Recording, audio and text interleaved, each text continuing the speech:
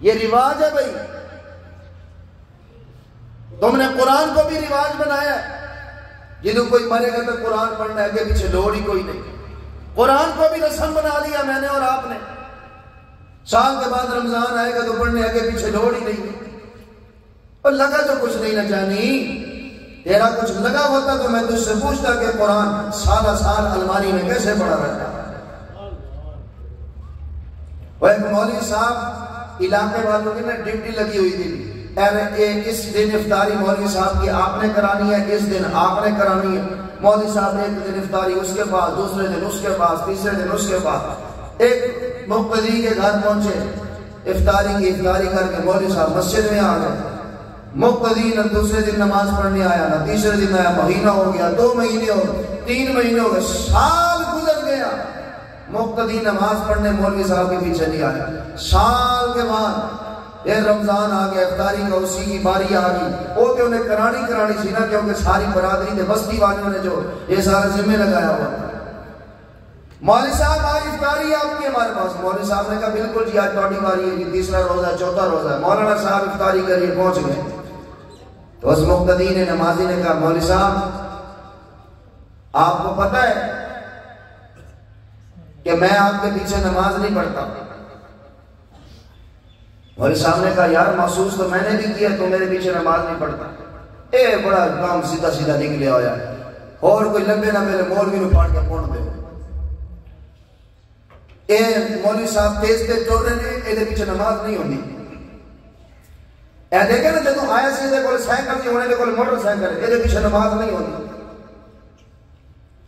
دیکھو مولوی صاحب کے پیٹ میں درد, اس بیچارے کو پخانا آیا ہوا, وہ موٹر سائیکل 100 کی سپیڈ لے کے آ رہا, میں جلدی پہنچ جاؤں گی, کپڑے ہی نہ خراب ہو جائیں. دیکھو مولوی منڈیا کی طرح موٹر سائیکل چلا رہا ہے, یہ پیچھے نماز نہیں ہوتی. یہ میرا تیرا حال ہے بھائی. اس نے کہا یار میں نے محسوس تو کیے, تو نہیں آ رہا.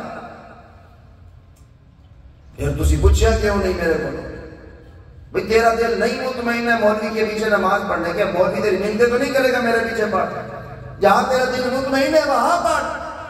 اس نے کہا پھر آپ نے پوچھا نہیں. مولوی صاحب نے کہا دیکھو محسوس تو میں نے کیا ہے, تو مجھے بتا کہ میرے پیچھے نماز کیوں نہیں پڑھتا.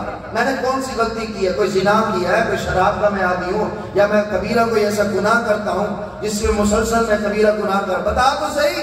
اس نے کہا مولوی صاحب تسی چور ہو, چور. مولوی صاحب کے قدموں سے زمین نکل گئی. اس نے کہا یارا میں نے کیا چوری کی ہے, میں نے کیا چوری کی ہے, بتا تو صحیح. اس نے کہا پچھلے سال آپ میرے پاس افطاری کے لیے آئے.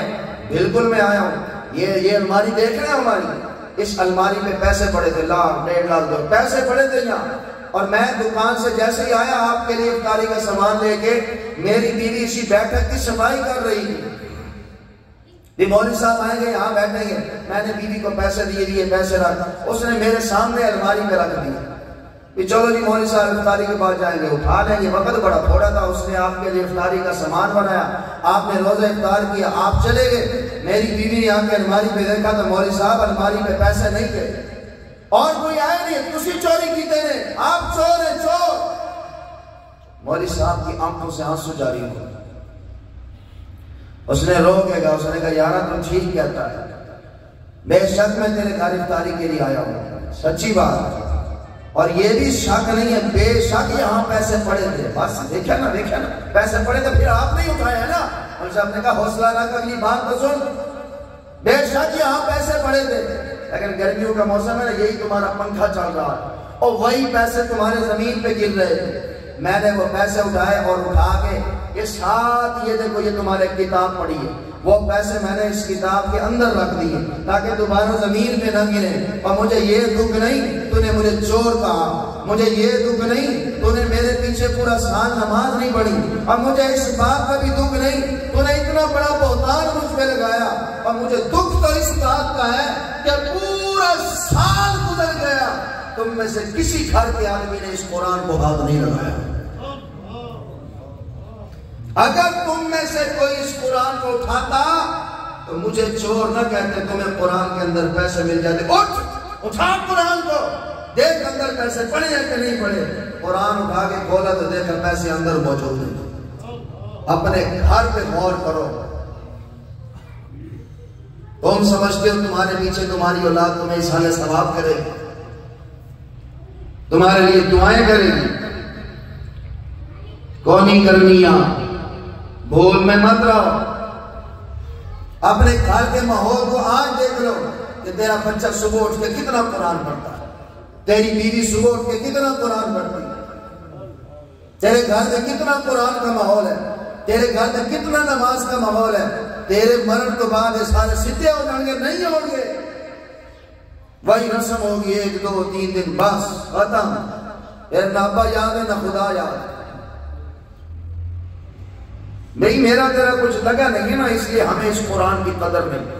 اور جن کا لگا ہے حضور نے عشاء کی نماز پڑھائی صلی اللہ او بولو بولو خیر کوئی گل نہیں ہو جاندی نا، میرے سخت گلاں بھی تو ہوندیاں نے نا، حق سچ تو یہی ہے نا، برداشت کرو یار، کمزوری تو ہے نا ہم میں سب میں یار، ہم نے بڑی زیادتی کی اسلام اور قرآن کے ساتھ۔